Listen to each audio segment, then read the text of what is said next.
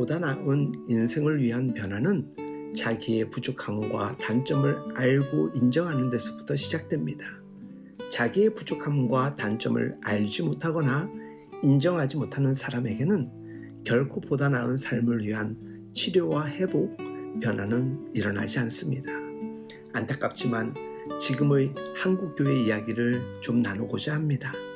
많은 기독교 신자들이 주님을 영접했음을 고백하며 교회를 오고 가지만 대개 은혜의 가장자리 또는 교회의 주변을 맴돌고 맙니다. 아주 오랜 시간이 지났음에도 여전히 은혜의 한복판으로 전혀 파고들지를 못합니다. 왜냐하면 그들은 진정한 자기의 부족함과 단점을 알지도 인정하지도 않으며 정작 복음적 변화에 대한 간절함과 인간적 아쉬움을 느끼지 못합니다. 그러다 보니 교회를 다니고 신앙생활을 한다 치지만 그들은 그저 그 주변을 맴돌며 적당한 유익을 얻으려 할 뿐입니다.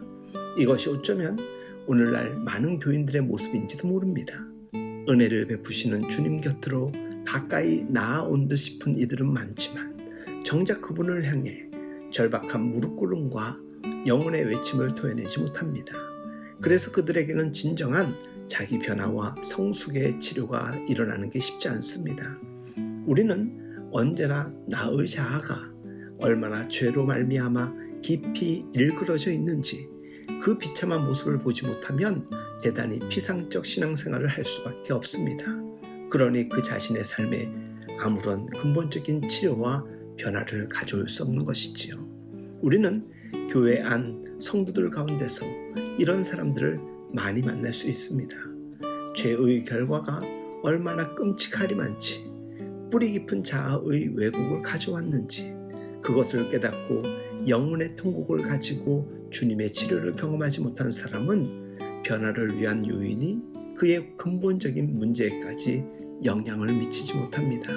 그런 상태로 아무리 오랫동안 성경 공부를 하고 성경의 심오한 진리를 들은들 그래서 인도자를 하고 리더를 하고 심지어 목사, 전도사, 장로, 권사를 하여도 그것은 그 인생을 변화시키는 중요한 이유가 되지를 못합니다.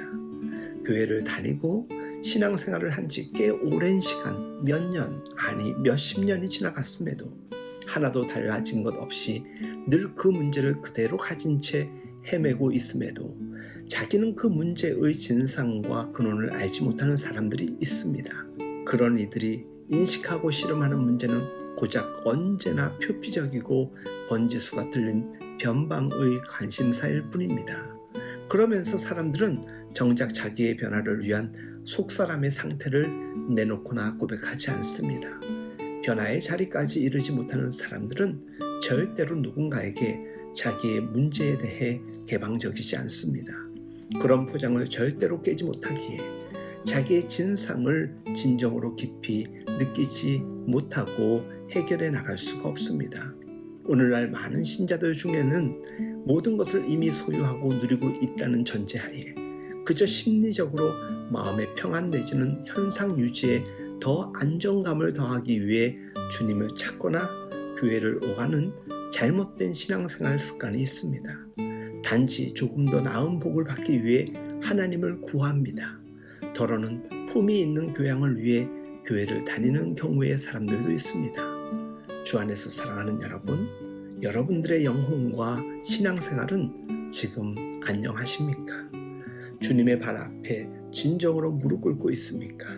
주님을 향한 기쁨과 소망으로 여러분들의 전 존재와 인격을 다 굴복시키며 그의 자비로운 은혜를 갈망하며 믿음 생활을 하고 있습니까?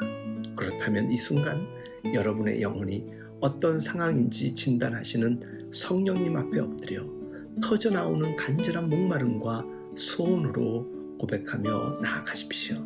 무엇보다 먼저 여러분의 인생이 보다 나은 신앙과 삶으로 나아갈 수 있도록 절박한 심정으로 주님을 바라보십시오. 여러분이 아무리 그동안 교회를 오랜 시간 다녔다 할지라도 아직 자기의 참된 자아와 상태에 대한 겸손한 진단과 자발적 순종이 없다면 역시나 변화는 여러분의 관심 밖일 뿐 결코 그 어떤 변화도 가능하지 않을 것입니다. 주 안에서 사랑하는 여러분, 성령의 조명 아래 늘 겸손하게 자기 진단에 철저해야 합니다. 그래야 더 나은 믿음과 삶을 위한 치료와 회복, 변화가 가능합니다. 우리 모두의 아름다운 변화를 통한 신앙 성숙을 응원하며 축복합니다.